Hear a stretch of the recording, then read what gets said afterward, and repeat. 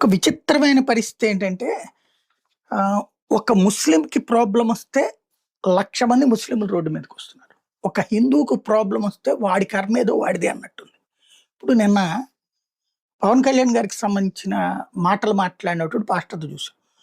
Video తీయడానికి ధైర్యం చాలలేదతను. పెట్టినోడు post పెట్టినటువంటి కుర్రోడెవరో గాని. ఆడియోని మాత్రం వినిపించగలిగాడు. అది కూడా గుడిని బ్యాక్ డ్రాప్ చేసుకొని వినిపించాడు.